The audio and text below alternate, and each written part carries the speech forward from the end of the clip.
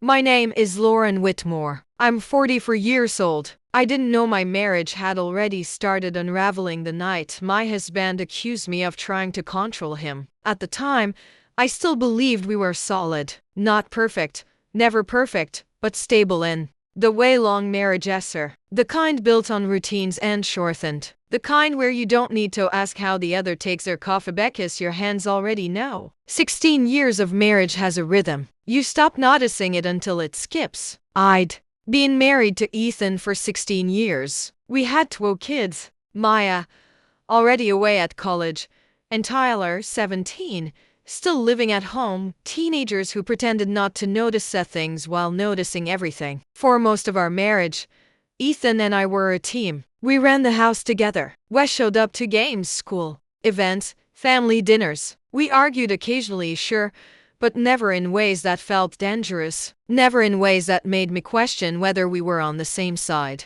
That changed about 3 months before everything finally broke. Ethan started a new job in March, a marketing firm downtown. Better pay, bigger clients, creative freedom. He called it, said it like the phrase itself made him lighter. I was genuinely happy for him.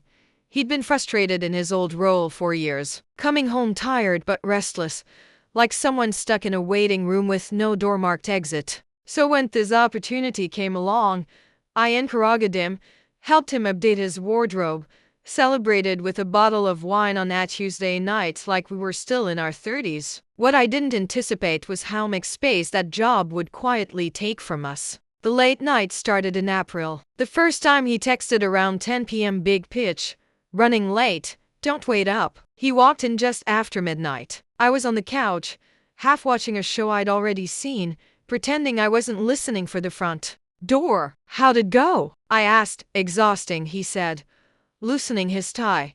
But good.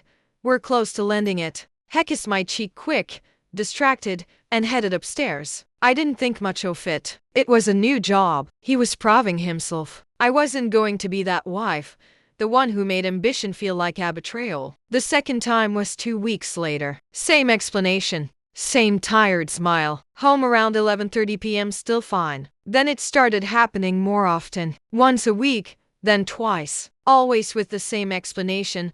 Always with same coworker. Rachel. She lives in same direction, Ethan said casually all night. She just drops me off. Saves time. Rachel, his ex-girlfriend from years ago. The one he'd insisted was ancient history. The one I'd met exactly and briefly years before. Polite, professional, forgettable. The first 2 a.m. incident happened on a Friday. In early May. I woke up to the sound of a car door closing. Checked my phone. 2:07 a.m. I went to the window. Saw Ethan stepping out of a dark sedan, laughing, his posture loose, relaxed in a way I hadn't seen in months. The car idled while he walked to the door. Then it pulled away. When he came upstairs, I was standing in the hallway. You re-awake, he said, startled. It's 2 o'clock in the morning. I know. I'm sorry. We went out for drinks after finishing the campaign. Lost track of time with Rachel. She just gave me a ride home. You couldn't text me? He sighed. Second of sigh that says you're making this harder than it needs to be. My phone died.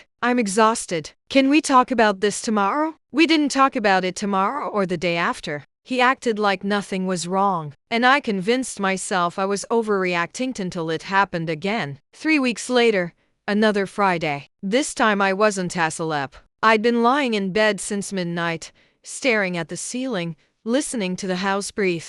Without him. The car pulled up at 1:53 a.m. I met him at the door. Working late again? I asked. We had a client dinner, Hazade. Ran long downtown. Rachel offered to drive since you were already asleep.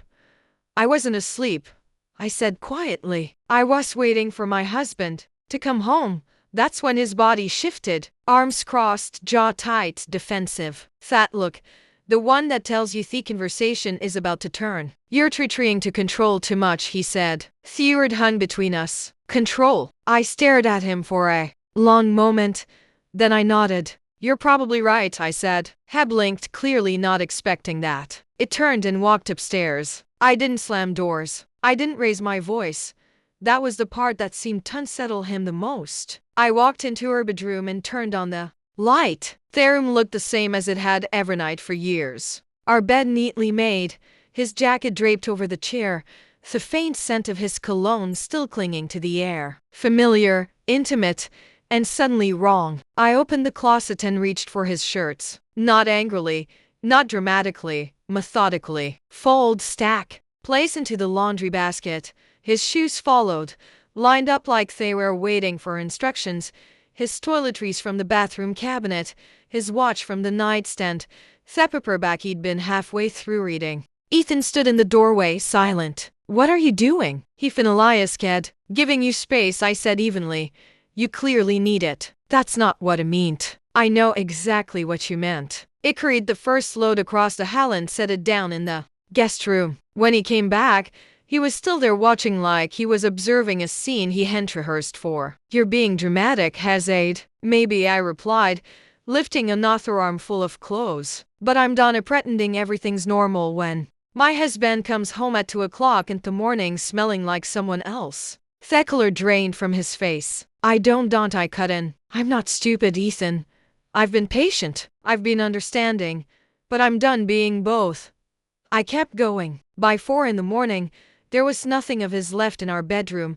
The closet was half empty. The bathroom looked unfamiliar, like someone had already moved out. He slept in our bed that night. I didn't. I moved downstairs and started packing the rest. Boxes from the garage, labels from the junk drawer, his books, his framed photos, the decorative pillows he'd insisted on buying because they made the space feel warmer. Each item felt heavier than it should have. I found things I'd forgotten about. A card I'd written him in our 10th anniversary. A photo from our honeymoon, sunburned and smiling, convinced we'd figured life out early. A recipe book my mother had given us, filled with handwritten notes and the margins. Proof that what we built had been real, which somehow made this feel worse. I fell asleep on the couch just before sunrise. I woke up to a scream. I rushed into the kitchen to find Ethan standing there in his bathrobe, staring at the living room. His coffee mug lay shattered on the floor,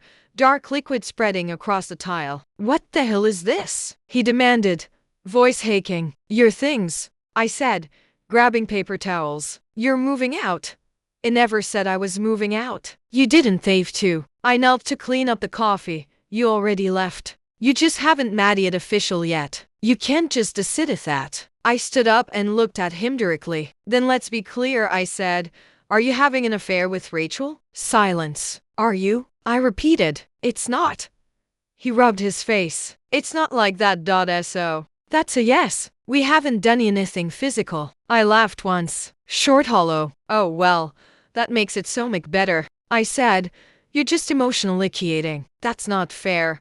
Thien explained. "The late nights, the dinners, the rides home. The way you defend her more than you've defended us in months." He sat down heavily at the table, head in his hands. "She listens to me," Hazade quietly. "She makes me feel seen. And I don't." "You're always busy, Hazade," voice rising slightly. "The house, the bills, your projects. When's the last time you asked how I was really doing?" I stared at him. "When's the last time you were home long enough to ask?" I said. He didn't answer. I told him he had until the end of the week to figure out where he was going. He could take the boxes or leave them. I didn't care. What I cared about was getting him out of my house before I did something I'd regret. That afternoon, Tyler came home from a friend's place and stopped short when he saw the boxes. "What's going on?" he asked. Ethan and I exchanged a look. "Your dad and I are working through some things," I said carefully. "Don't worry about it." Hal looked at the boxes again, then at us. "Are you getting divorced?" "We're figuring it out," Ethan said softly. Tyler didn't look convinced. "This is because of Rachel, isn't it?" My head snapped toward him. "What do you know about Rachel?" "Dad talks about her all the time," he said flatly. "Rachel said this. Rachel thinks that. It's been going on for months." Ethan's face turned red. "Tyler, it's fine," he interrupted. "I'm not a kid." He grabbed his backpack and headed upstairs. Paused at the top of the stairs. "For what it's worth," he added, not looking at his father, "I think Mem's doing the right thing." After he disappeared, Ethan started crying. "You've turned our son against me, Hazade." "I didn't turn anyone against you," I replied. "You did teach yourself over the next few days. Ethan moved between the guest room and his sister's place, taking boxes and batches. Each time he left, the house felt lighter, quieter. He asked if we could fix this, if therapy was an option, if I was really willing to throw away 16 years over a misunderstanding. It's not a misunderstanding, I told him. You knew exactly what you were doing every time you got in her car, every time you came home smelling like her, every time you chose her over me. I never chose her over you. You chose her alongside me, I said. Which is worse? He moved out 3 days later, took half the boxes. I donated the rest. The house felt empty in a way it never had before, but it also felt cleaner, like something rotten had finally been removed from fuels. Ethan tried calling the following week. I didn't answer. He texted instead. We need to talk about this like adults. I stared at the message for a long time before replying. We needed to talk about this 3 months ago. Now we can talk through lawyers. That should have been the end of it. It wasn't. He showed up on a Thursday evening while I was making dinner. Nothing elaborate. Spaghetti, jarred sauce. The kind of meal you make when your body is hungry but your mind is somewhere else entirely. I was stirring the pot when I heard the unmistakable sound of a key turning in the lock. I froze. I'd forgotten to change it. You can't just shut me out, he said, walking into the kitchen like he still belonged there. Watch me. I replied, not turning around. I made a mistake, he said quickly, as if speed could undo damage. Rachel and I, it wasn't real. It was just an escape from everything here. I turned off the stove slowly. Let the silence stretch. Everything here, I repeated. You mean me? Our kids? Our life? That's not what I meant. Then what did you mean, Ethan? I asked, finally facing him, because I'm struggling to hear anything else. He pulled out a chair and sat down, shoulders sagging like gravity had finally caught up with him. I felt invisible, he said, like I was just a husband and a dad and nothing else. Rachel made me feel like a person again. I laughed quietly, not because it was funny, but because it was painfully familiar. You want to know what's ironic? I said. I felt the exact same way. Invisible. Like I was just a paycheck and a project manager for everyone else's lives. He looked up, surprised. But instead of finding someone else, I continued. I stayed. I showed up. I tried. No. He whispered. No. I said firmly. You don't. Because if you did, you wouldn't have done what you did. So that's it. He asked. 16 years and you're just done? You were done months ago, I said. You just didn't have the courage to admit it. He cried at the table, quietly. A familiar sound. A dangerous moment. 16 years of habit doesn't disappear overnight. I felt the instinct rise to comfort him, to smooth it over, to make it easier for everyone. Then I remembered the nights, the waiting, the smell that didn't belong in my house. And I stayed where I was. I never meant to hurt you, he said. But you did. I replied. And you kept doing it. That's the difference between a mistake and a choice. He left without saying goodbye. I filed for divorce the next morning. The process moved faster than I expected. No fault. Clean paperwork. Assets split fairly. Ethan didn't fight me on anything, which told me everything I needed to know. Our daughter, Maya, came home from college in July. She'd heard fragments from Tyler but wanted the truth from me. Did Dad really cheat on you? She asked over breakfast. Technically, no, I said. Emotionally, yes. What's the difference? Legally? A lot. Personally? Not much. She nodded, stirring her coffee. I'm sorry, Mom. I always thought you two would make it. So did I. Are you okay? I thought about it. Really thought. I'm getting there, I said. That weekend, we went hiking, something we used to do when she was younger. She talked about classes, her roommate, a guy she'd been seeing. Normal things. It felt good to talk about a future that wasn't defined by what I'd lost. On the drive home, she hesitated. Dad called me last week, she said. He wanted me to talk to you, convince you to give him another chance. And what did you tell him? That I wasn't getting in the middle, she said, then paused. But between us, I think you made the right call. That hurt more than I expected, because it meant the kids had seen more than I'd realized. The divorce was finalized in September. Ethan moved in with Rachel a month later. Tyler told me, I didn't ask for details. I ran into them at the grocery store in October. Complete accident. I was grabbing milk when I turned the corner and saw them. Rachel was reading pasta sauce labels. Ethan stood beside her, one arm around her shoulders, protective, possessive. She saw me first and froze. He followed her gaze for a moment. No one moved.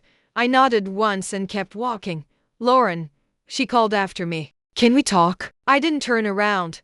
It's been 5 months since Ethan moved out. Time hasn't fixed everything, but it has clarified it. Tyler splits his time now. Weekends downtown with his father. Weekdays with me. He says it's quieter here. Says Rachel tries too hard to be his friend. Says it feels like she's auditioning for a role no one asked her to play. I don't comment. Maya came home for Thanksgiving. Just the three of us. We ordered pizza, watched terrible movies, laughed at things that weren't that funny. It was simple, easy, the kind of night that reminds you life doesn't end just because something does. I've started dating again. Nothing serious. Dinners, conversations, coffee that turns into long walks. I met someone through a friend, Mark. He listens. He doesn't make me feel invisible. We talk about work, hobbies, terrible movies we secretly love. It's refreshing to be with someone who actually wants to be present. Ethan texts occasionally, usually about the kids, sometimes about paperwork, once about a jacket he suddenly remembered leaving behind. I keep my replies polite, short, distant. Last week, Tyler mentioned that Ethan and Rachel have been fighting. Something about commitment. Rachel wants to move forward. Marriage. Ethan isn't sure. The irony isn't lost on either of us. "Do you think he regrets it?" Tyler asked. "Probably," I said. "But that's not my problem anymore." He nodded and went back to his homework. I've learned something through all of this. You can't save someone who's already decided to leave. You can't convince someone of your worth when they're busy looking elsewhere. And you can't build a life with someone who mistakes basic respect for control. The house is quieter now, but it's mine. 2 weeks after Ethan moved out, I changed the locks. It was a small thing, practical, necessary. Still, it felt symbolic. This space, this life, my fresh,